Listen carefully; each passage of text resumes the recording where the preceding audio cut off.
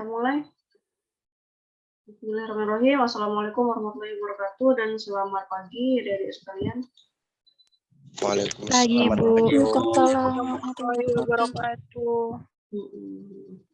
Nah, ini mengenai bangun datar ya, pertemuan ke-14. Nah, nanti pertemuan ke-15 bangun ruang. Bangunnya pun sedikit saja, ini jajar genjang, trapesium, lingkaran. Bangun datar kan banyak ya, adik-adik. Ada persegi panjang, layang-layang, lagi belah ketupat yang tidak ada di sini. Segitiga juga ya, itu juga bangun datar. Ini kok besar kali tampilannya.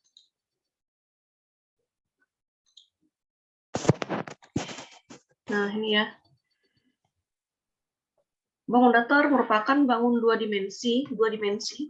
Berarti dia hanya panjang dan lebar saja ya. Kalau 3 dimensi dia ada panjang, lebar, tinggi. Bisa di apa ya? Kalau diberi pencahayaan bangun ruang atau dimensi 3 dia punya bayangan. Kalau bangun datar dia diberi pencahayaan dari atas atau dari samping dia tidak punya bayangan. Terus untuk luas dia pangkat. Yang dikalikan cuma 2 dimensi saja, panjang dan lebar. Atau alas dan tinggi. Pokoknya 2 saja ya. Beda kalau bangun ruang itu punya volume dia. Ya, punya volume atau isi. Ya kan? Kalau bangun datar, keliling dan luas saja. Dan dibatasi oleh garis lurus atau lengkung. Ya, contoh lengkung lingkaran misalnya kan, lengkung. Kalau yang garis lurus ini hampir semua ini, semua bangun datar yang ini dibatasi oleh garis lurus, persegi panjang, persegi, segitiga, trapesium, belah ketupat, jajar genjang, layang-layang, dan lingkaran. Kira-kira ada lagi nggak bangun datar yang lain? Banyak ya. Heksahedron segi 6 juga masuk di sini, cuma tidak umum ya, tidak umum dibahas orang. Cuma segi 6 itu bangun yang paling efisien dia, yang paling fleksibel. Karena bisa disusun-susun ke 6 sisinya. Terus dia kalau diambil suatu segitiga di dalamnya itu dia sama sisi semuanya. Itu keistimewaan segi 6 atau heksahedron.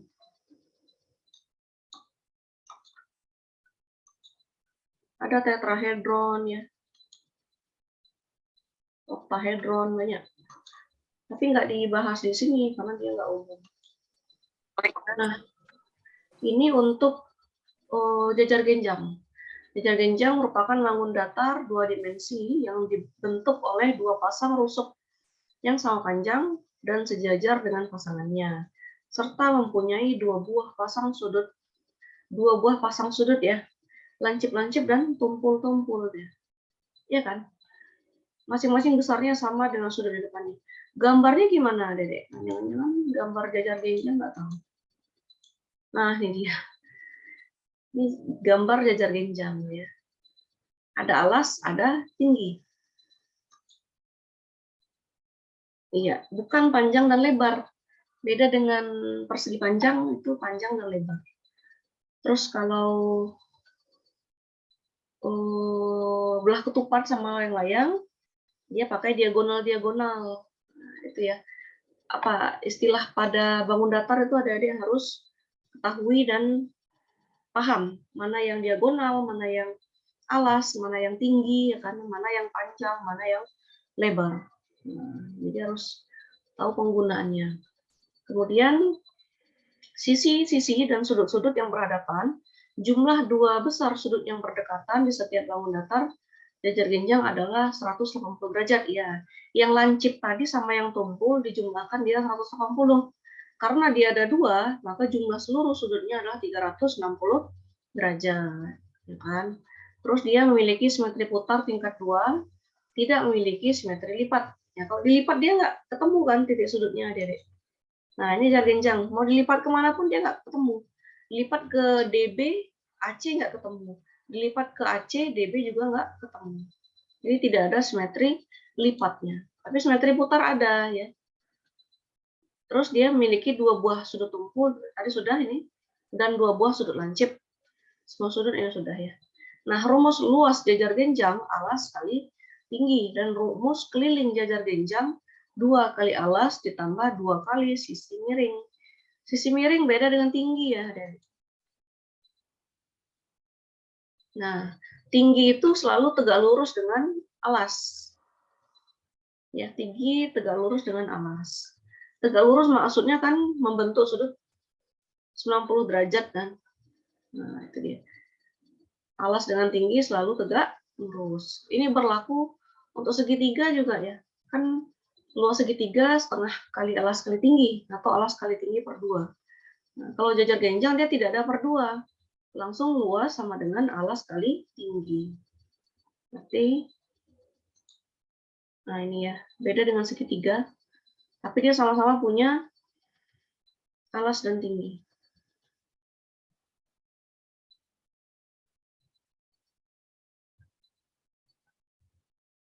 Belum juga total. Nah, kita lanjut dulu. Diketahui jajar genjang, nah ini contoh ya. Ada contoh. Contoh ini adik-adik sekaligus ibu buat kisi-kisinya ya. Contoh ini ada masuk di UAS ya. Jadi diperhatikan contoh yang ada. Makanya buat Zoom ya supaya bisa dipahami. Kalau ngerjakan UAS nanti lebih baik gitu maksudnya ya. Kalau nggak dijelaskan kan nggak ngerti ya kan adik. Walaupun ini pelajarannya sudah lama diulang-ulang. Ini kan dari SD kan sudah belajar ini. Dari SD sampai kuliah ini juga. Cuma tingkat kesulitannya berbeda. Diketahui jajar genjang ABCD, ABCD. Jadi membacanya harus berurutan ya, adik-adik. Tidak boleh AC, BD, nggak boleh. AD, BC, nggak boleh ya. Jadi harus berurutan. Dan berlaku untuk semua bangun datar dan bangun ruang. Membacanya harus berurutan. Dengan AB 12 cm dan BC banding AB banding BC 4:3. AB 12, BC belum tahu berapa ya. Tapi perbandingannya 4:3. Nah, kalau dari perbandingan AB 4, BC 3, panjang sebenarnya AB 12, ini kan bisa kita cari ya kan? Nah, bisa ya. 3/4 kali 2, 12. Harusnya 9 jawabannya. Nah, iya, di sini kan ada nih, 9. Bisa dipahami adik-adik yang saya jelaskan? Kadang harus cepat ya. Apa ya? Tanpa kita hitung ini, ya kalau sudah terbiasa menghitung perbandingan adik-adik pasti mengerti ya. Tidak harus ditulis. Nah, itu. Kita lihat aja ini 12, bandingannya 4. Berarti berapa dia supaya bandingannya 3? 9. 12 ke 4 kan 4 kali 3 ya kan? Berarti 3 kali 3, 9. Nah, dan jika tinggi 6 cm, nah, tingginya 6 cm, bukan yang BC ya, tingginya 6 cm. Tinggi itu tegak lurus dengan 12, dengan alas. Hitunglah kelilingnya. Untuk mencari keliling ABCD, terlebih dahulu harus mencari panjang BC dengan menggunakan konsep perbandingan, yaitu AB banding BC 4:3, 12 banding BC 4:3, maka BC 3/4 dari 12. Atau logikanya kalau dia 12 bandingannya 4, maka berapa dia harus bandingannya 3 kayak tadi ya. Berarti kan 3/4 kali 12, 9. BC 9. Dengan menggunakan panjang BC, kita bisa cari keliling 2 kali sisi alas tadi ya, ditambah 2 kali sisi miring. Atau alas tambah miring kali 2, kayak gini boleh. Nah, 12 tambah 9, 21 kali 2, 42 cm ya. Ini 42 cm keliling jajar genjang tersebut. Nah, contoh kedua, sebuah jajar genjang mempunyai panjang alas 2 cm dan ukuran tinggi 10. Hitung berapa luas bangun datar jajar genjang tersebut. Alas kali tinggi, langsung ya 200 cm per segi. Mudah tuh. Tinggal kalikan saja. Nah, yang jadi masalah kalau yang ditanya salah satu. luasnya diketahui, alasnya diketahui, tentukan tinggi misalnya. Atau luasnya diketahui, tingginya diketahui, tentukan alas. Nah, jadi harus bisa membalikkan rumus tadi. Ini alas sama dengan luas kali luas per tinggi ya. Harus dibolak-balik ya, coba. Oke. Luas sama dengan alas kali tinggi, maka tinggi sama dengan luas per alas. Kalau pakai tab ini ya bagus tulisan rapi dia, ini pakai mouse yang gini lah nggak terbentuk tulisannya. Luas per T. Nah ini L ya, L besar.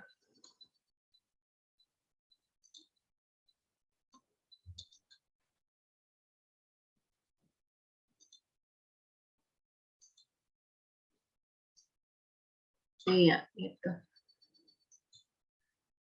Kalau dia dibolak-balik, terkadang tidak langsung tanya luas, tapi ditanya salah satu. Oke, sebentar kita ambil screenshot-nya. Kamera tolong diaktifkan sebentar, Adik. Ini Afriana, Adelia, Valentina. Ini lebih banyak di sini ya.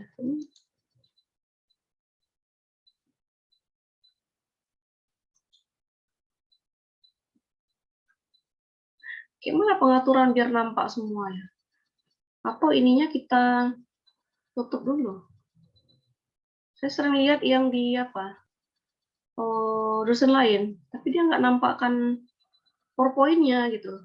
Jadi nggak tahu kita dia yang jelasin atau cuma ngambil gambar aja, ya kan?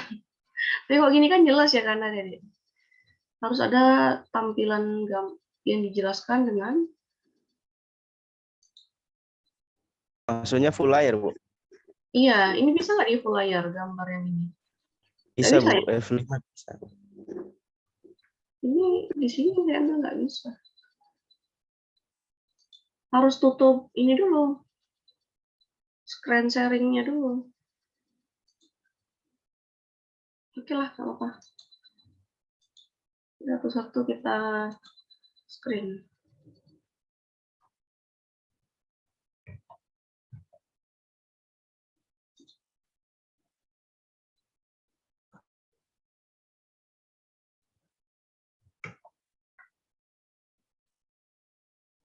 Bukti PBM via Zoom.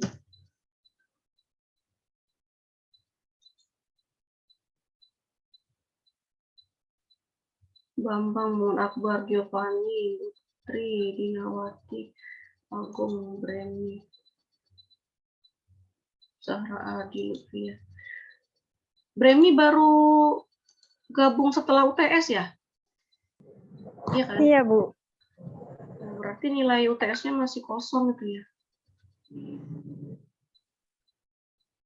Biasanya SP khusus ya.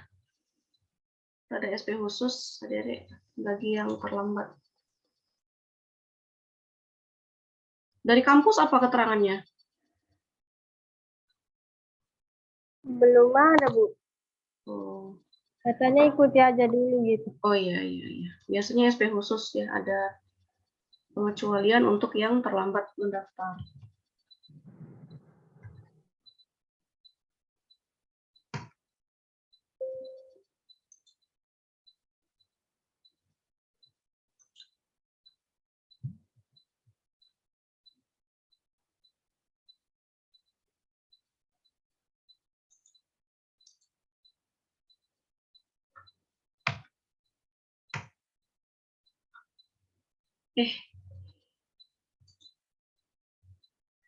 Sebentar.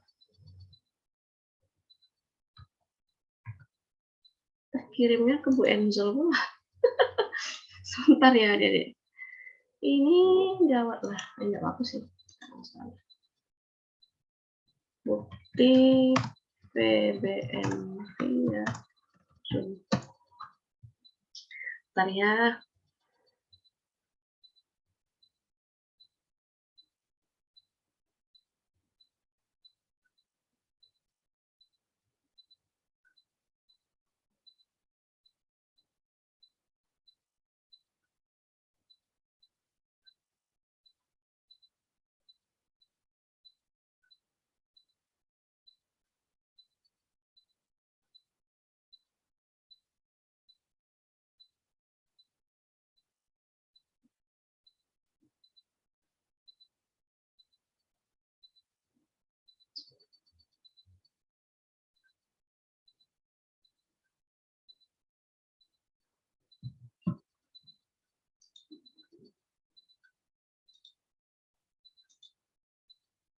Oke, berikut dislike.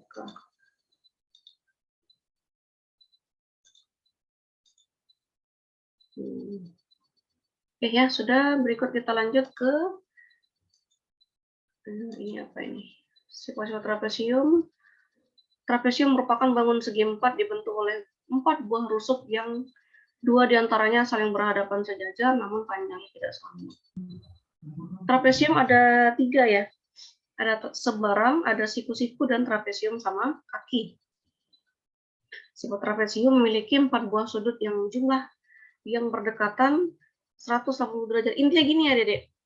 Jumlah semua sudut pada bangun datar itu harus 360 derajat ya. Kecuali dia segitiga. Kalau segi 4 dia harus 360. Kalau yang segitiga 180 derajat jumlah sudutnya. Nah, intinya seperti itu. Jadi karena trapesium segi 4, nah jumlah keempat sudutnya harus 360 dan jumlah sudut yang berdekatan 180. Paham ya? Kecuali segitiga. Segitiga itu 3 titik sudut jumlahnya 180. Ya.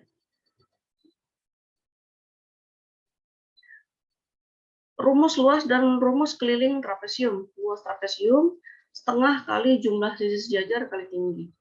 Ini yang dijumlahkan dulu sisi yang sejajar ya, Adik-adik. Atas sama bawah, itu kan sejajar ya.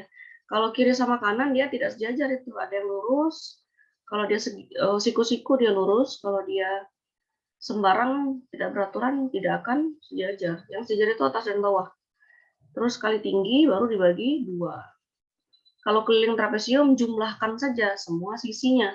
AB tambah BC tambah CD tambah DA. Nah, itu ya. Gambarnya nggak ada pula dibedakan di situ. Nah, ini contoh trapesium yang sama kaki. Yang sejajar itu KL sama yang bawah ini. NM. Ya, KL dan NM. Anggaplah ini trapesium KLMN. Ada titik O di tengah ya, itu tinggi trapesium tersebut. KO itu tinggi trapesium ya. Contoh soal untuk trapesium, panjang sisi sejajar masing-masing 8 cm dan 20 cm. Salah ini enggak? Di sini 12 dan 16 ya. Ukuran tingginya 12. Ya, mungkinlah 12T-nya. Berapa luas bangun trapesium ini? Ya, kalau ini Ibu lihat adik-adik, soal dengan gambar tidak sama ya. Ini gambarnya salah. Bukan yang ini gambarnya. Kalau digambar, coba saya gambar dulu ini. Asal-asal aja soalnya. Mudah-mudahan rapi. Oh, nggak rapi ya. Nggak rapi, nggak bisa rapi. Garis lurus bisa nggak ya? Nggak mau juga dia.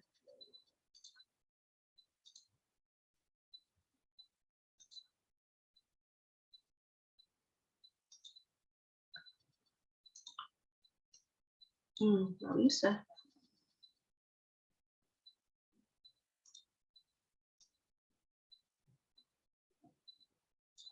Nah, inilah ya, misalkan seperti ini. Ah, gitulah. Ini kita hapus. Salah.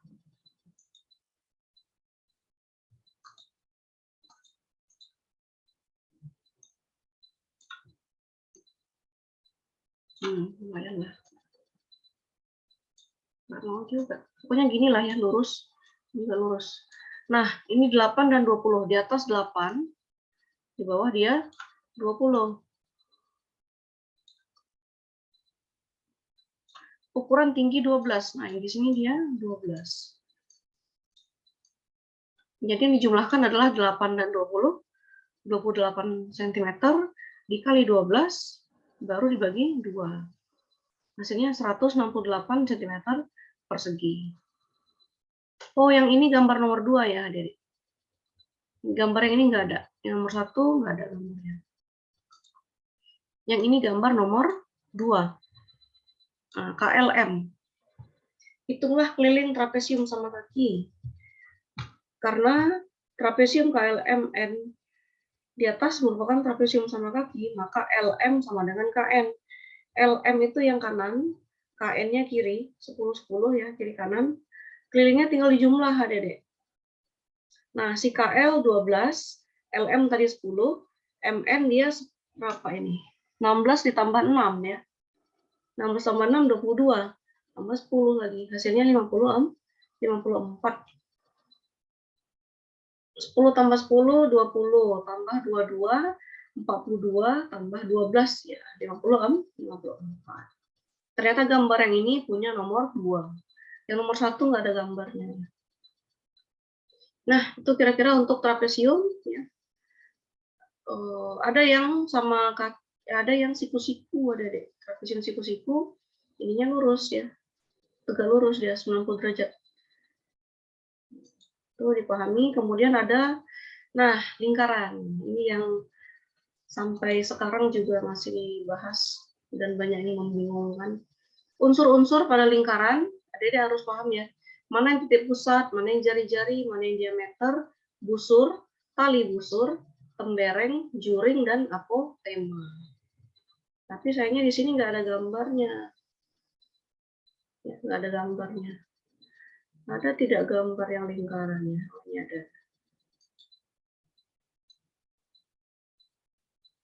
Nah, lingkaran. Terus kita maunya garis yang lurus. Titik pusat. Nah, titik pusat di tengah ya. Misalnya titik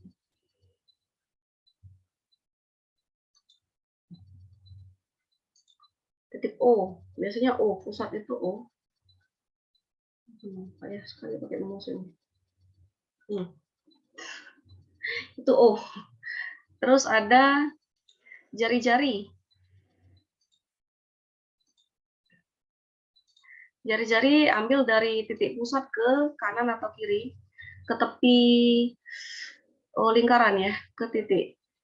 Nah ini ya R, jari-jari itu R. Nah mirip N jadinya ya. Ini R ya, jari-jari. Ada diameter 2 kali jari-jari. Kalau kita tarik dari garis sisi lingkaran kiri ke kanan itu diameter. Biasanya itu D ya.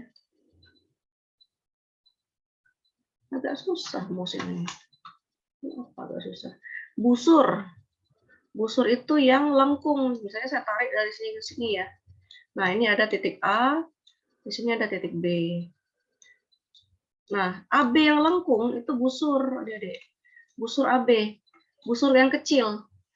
AB yang ini, nah yang melingkar ini busur juga, tapi dia yang besar. Busur ada 2, ada yang biasanya yang dihitung yang kecil.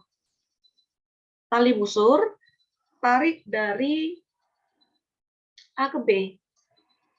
Oh, nggak lurus pula. Coba kita ambil yang lurus, mau nggak? Nah, tarik lurus A ke B. Nah, itu busur. Tali busur. AB yang lurus, tali busur. AB yang lengkung, itu busurnya. Tembereng, itu yang ini, yang saya arsir. Nah, dari tali busur ke busur, kan ada jarak sebesar arsiran. Saya maunya warna biru lah misalnya. Nah, arsiran ini ya, itu tembereng.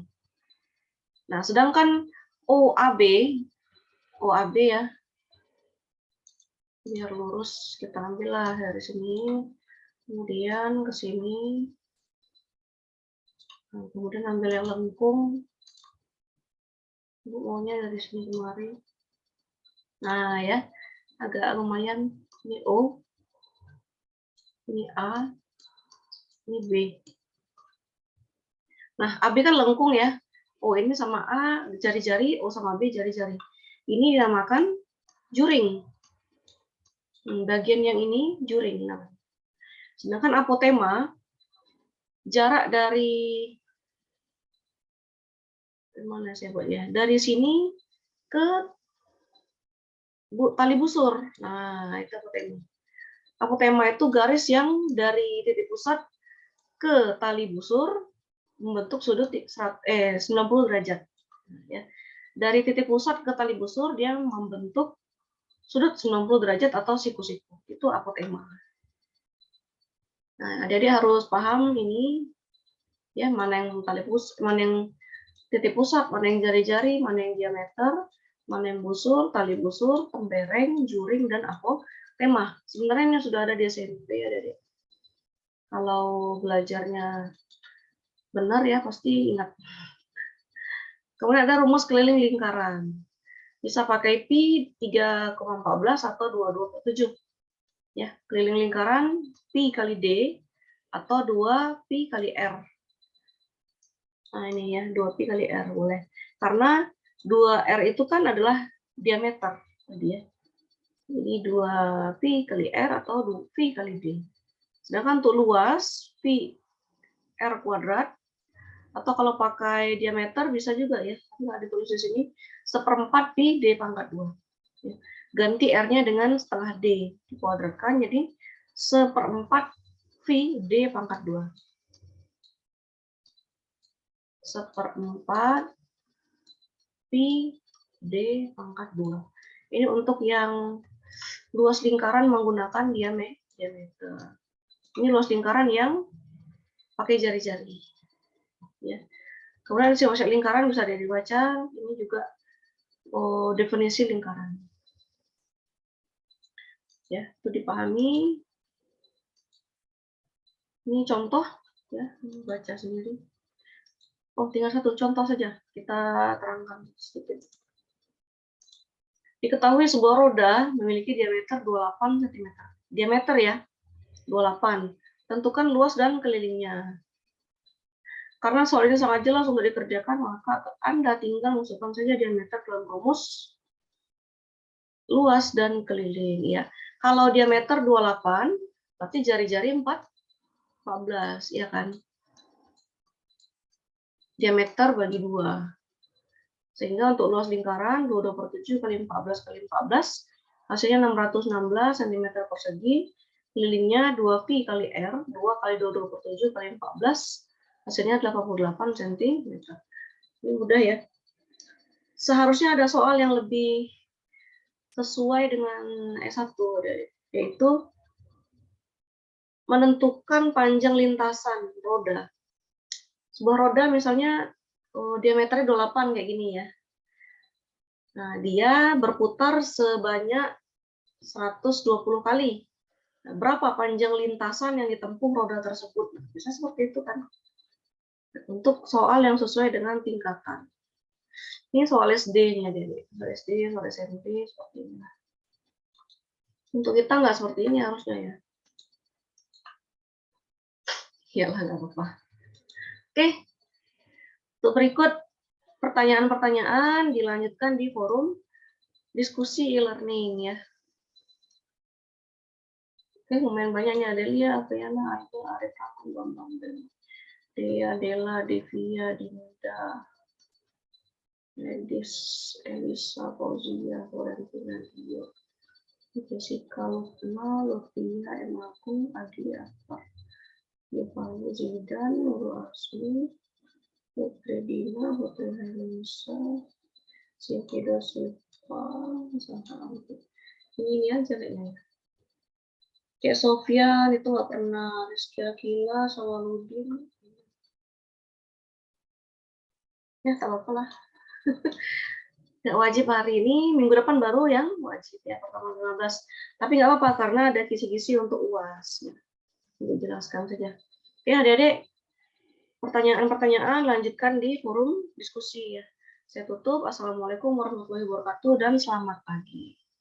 Waalaikumsalam Selamat pagi. warahmatullahi wabarakatuh. Warahmatullahi wabarakatuh.